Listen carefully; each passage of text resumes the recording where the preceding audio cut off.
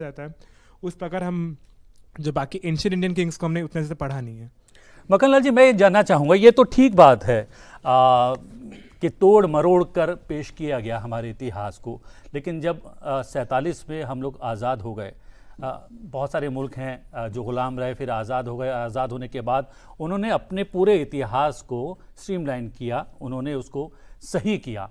तो हमारा भी ये कर्तव्य था कि हमारी अपनी सरकार आने के बाद, अपना शासन आने के बाद अपने इतिहास को पुनर्जीवित करते, उसको जो है सिलसिलेवार ढंग से बच्चों को पढ़ाते, लोगों को समझाते, वो क्यों नहीं किया गया? देखिए, हम इस विषय पे आते हैं। 1 मिनट बच्चे हैं तो मैं इनको ज़रा कपिल कुमार जी की बात को थोड़ा सा आगे बढ़ा देते हैं बस। और डिस्टॉर्शन क्यों किया जाता है, एक चीज़ आप समझ लीजिए। इन्होंने बताया कि अंग्रेज़ आए, मुसलमान आए, ये आए। एक जनरल साइकोलॉजी है, आप किसी के ऊपर तब तक शासन नहीं कर सकते जब तक आप उसे ये बताने में सफल नहीं होते कि आप उससे श्रेष्ठ हैं। ये घर पर भी लागू होता है, परिवार में भी लागू होता है, ख़ानदान में भी लागू होता है। मानसिक स्थिति, ये मानसिक एक साइकोलॉजिकल फिलॉसफी है। ये क्लासरूम में भी साबित होता है कि कोई लड़का तभी सर्वमान्य हो जाता है जब वो साबित करता है कि वो आपसे श्रेष्ठ है। इस चक्कर में क्या हुआ, होलसेल डिस्टॉर्शन इस लेवल पे किया गया कि जब तक कोई कौम अपने अतीत पर, अपने इतिहास पे उसे बहुत गर्व रहता है, उसको ये पता है कि मेरे पूर्वजों ने ये किया है, मेरे माँ बाप ने ये किया है, मेरे दादा दादी ने ये किया है, तो उसी लाइन पे वो जाते हैं। तो एक गर्व का भाव हमेशा बना रहता है। लेकिन जब आप ये साबित कर दें कि आपका पूरा इतिहास है ही नहीं, है भी तो वो कूड़ा है। आपके यहाँ कोई विज्ञान नहीं था, सारा विज्ञान कूड़ेदान में डाल दीजिए। आप बिल्कुल असभ्य लोग थे। आप यही नहीं बताइए कि हड़प्पा सभ्यता विश्व की न केवल प्राचीनतम सभ्यता थी, लेकिन वहाँ जो चीज़ें थी वो आधुनिकतम थी। व्हीलर जैसा राष्ट्रवादी अंग्रेज के हिसाब से था, उसने लिखा कि हड़प्पा सभ्यता की जो प्लानिंग थी वो 18वीं शताब्दी के लंदन और पेरिस की नहीं थी। कहीं पढ़ा आपने क्या ये सारी? आज आपका जो पंचांग है, एस्ट्रोफिजिक्स है ना, वो पंचांग तो सबके घर में रहता है। सबके घर में माँ बाप अपना कभी व्रत रखते हैं, माघ मेला होने जा रहा है, ये हो जा। वो गणना कब शुरू हुई, नक्षत्रों की गणना कब शुरू हुई, एस्ट्रोफिजिक्स तो सब जानते हैं। ये ऋग्वेद काल से चली आ रही है। और आज भी साइंस के सारे उपकरणों के बाद भी जो आप गणना करते हैं, वैदिक गणना उससे ज़्यादा परफेक्ट मानी जाती है। कभी आपने नहीं पढ़ा, आपने को ये नहीं पढ़ाया गया, नाम ही नहीं सुना, आर्यभट्ट कौन थे, विष्णुगुप्त कौन थे। तो एक ये फिलॉसफी होती है जो लार्ज स्केल पे किया जाता है। दूसरी बात होती है, हम आ रहे हैं 47 पे, hit where it hurts the most.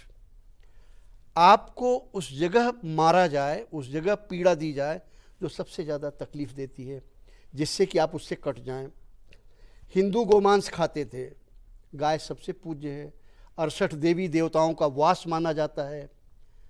अब हिंदू गाय खाते थे, लिहाजा आप अपने से घृणा कीजिए कि हम कैसे हिंदू हैं, हम अपनी माँ को ही खाते थे। तो this is a kind of game that has gone on. और पिछले 35-40 साल से हम इसी लड़ाई में हैं कि इतिहास को सही लिखा जाए। क्यों नहीं लिखा गया, प्रश्न उनका ये था। इस पर आते हैं 1940 से सभी इतिहास में। आपको ये जान के ताज्जुब होगा कि 1918 में रूस का इतिहास पुनः लिखा गया। जिस लाइन पे मार्क्स ने कहा था, लेनिन स्टालिन ने इतिहास लिखवाया पूरा। लेकिन सन 93 में जब रूस बिखरा, तो आपको जान के ये ताज्जुब होगा कि पहला काम जो हुआ था, 1 साल के अंदर अंदर वो इतिहास की पुस्तकों को उन्होंने कहा ठीक होनी चाहिए। ये पूरी की पूरी इतिहास पुस्तकें, यही चीज़ यूरोप में हुई। इंडिया में क्यों नहीं हुआ ऐसा? भारत के जो प्रथम प्रधानमंत्री थे, उन्होंने खुद लिखा है कि I am an Hindu by birth, a Muslim by culture and a British by education and outlook. वो खुद लिखते हैं और फिर लिखते हैं birth by accident, culture by part of my life, education and outlook is my training.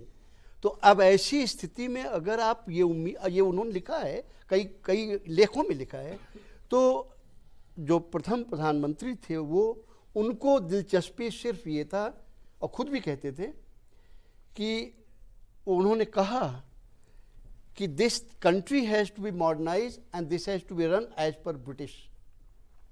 तो उनकी कोई दिलचस्पी ही नहीं थी, इतिहास को ही नहीं, पूरी संस्कृति को लेके। और इसको लेके एक एग्जाम्पल मैं और दे देता हूँ, आपकी बात साफ हो जाएगी, क्योंकि मैं ओपिनियन ज़रा कम देता हूँ, मैं वहीं से ले आता हूँ, भाई आप ही ने क्या कहा था। 1953 में एक फ्रेंच डेलीगेशन आया और वो पांडिचेरी यहाँ वहाँ गया, बनारस गया, चारों जगह से घूमने के बाद 25-30 लोगों का डेलीगेशन, वो अंत में 1953 में छपा हुआ है, इंटरनेट पे आप ढूंढिएगा मिल जाएगा, वो आके नेहरू जी से मिलता है and they praise the Indian culture and civilisation, कि कितना बड़ा कल्चर है, कितनी प्राचीनता है, कितना अच्छा है, कितनी मानवता है, कितना क्या है। पंडित नेहरू ने सब सुनने के बाद 15-20 मिनट के बाद एक लाइन कह के मीटिंग डिसमिस कर दी। उनका you are praising the very same thing I am trying to destroy, ये भी छपा हुआ है, कि आप उस चीज़ की प्रशंसा कर रहे हैं, उस संस्कृत की प्रशंसा कर रहे हैं जिसको मैं जी जान से ख़त्म करने पे लगा हुआ हूँ।